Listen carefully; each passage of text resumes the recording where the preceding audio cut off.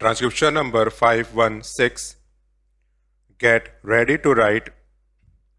Start.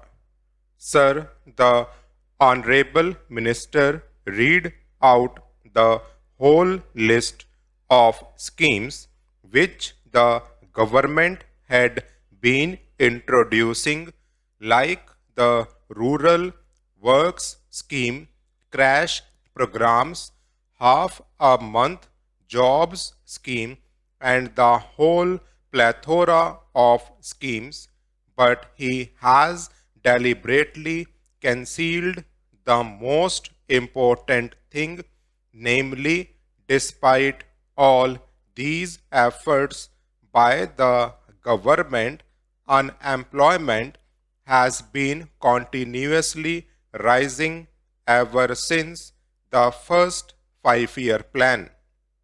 If in the beginning of the first 5-year plan unemployment totaled 33 lakhs, now it is anywhere near 400 lakhs plus 30% of the population who are in a state of disguised unemployment.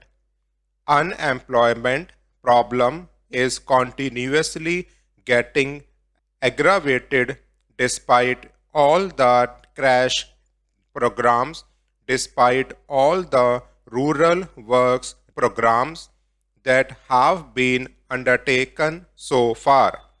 I am tempted to say this because the Honorable Minister has deliberately used the details of the various schemes of the government only to conceal the main point that the government has utterly failed to solve the problem of unemployment.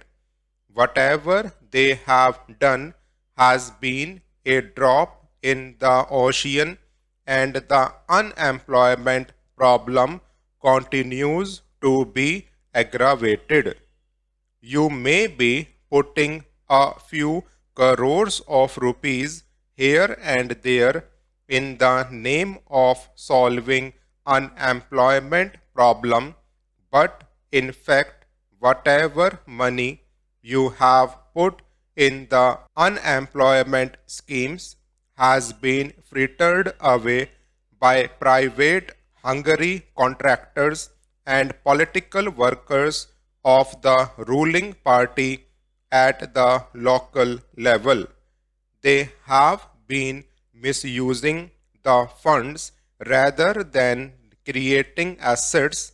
I would like the Honorable Minister, for example, to tell the House out of the total investments you have made for the crash program, for the rural works programs, how much percentage of the total outlay has been spent on productive assets. The government will not be able to give the figures because, like the figures for unemployment, government refuses to collect figures regarding productive assets. How much of the total outlay for employment schemes has been spent on productive assets creating employment of a permanent nature? In fact, a large proportion of the money has been spent on investment which create only temporary jobs, and the man days that have been added to the total employment figures are only temporary in nature, even if they are real. Mr. Vice Chairman, sir, the Honorable Minister said that the proposal of the mover of this bill, namely in case government is unable to provide employment, it is duty bound to pay unemployment allowance, cannot be accepted. The main reason put forward by the Honorable Minister is that investment should be used in productive schemes and not for giving dolls. That was one of his arguments. He said that because of the resource position, the government could not utilize their limited resources for unemployment allowance because the implications would be too large.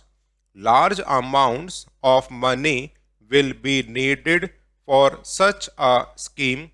He also said in his characteristic fashion that if unemployment allowance is given, it will add to inflationary pressure.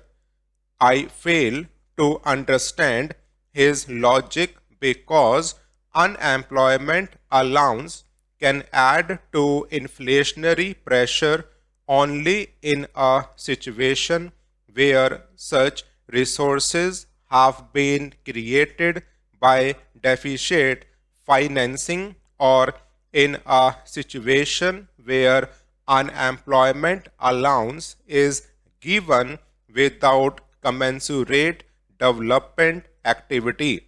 It is true that in a period of inflation, in a period of economic stagnation, as we are having today, any disbursement of money from deficit financing will add to inflation.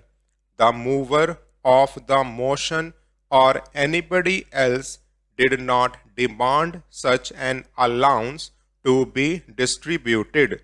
We demand that while the economic crisis should be solved by changing the economic policies of the government is duty bound to give employment allowance in case the government fails to provide gainful employment to the people, particularly the working people. The Honorable Minister spent a lot of time in enumerating the steps that government have taken. For example, the Bhagwati Committee's interim report was submitted earlier.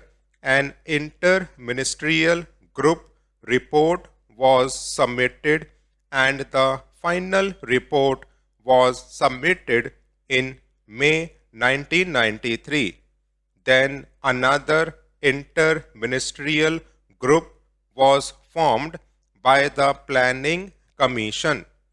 They deliberated and submitted a report after a number of years. Interim reports, final reports, inter-ministerial groups reports and reports galore but no action.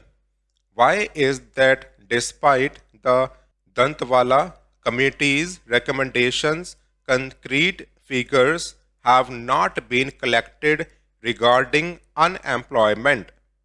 Because the government knows that if the practice of making estimate of our unemployment, which was there till the end of the third plan, was continued, people would rise in revolt because this government is incapable of providing gainful employment.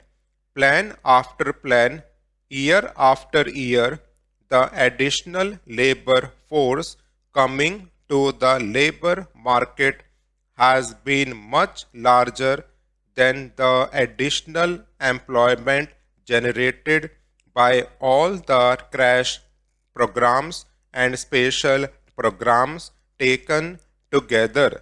Let the minister have the courage to contradict me. Is the minister prepared to assert that the new jobs created every year are equal to or more than the additional labor force? He would not be able to say that. Stop.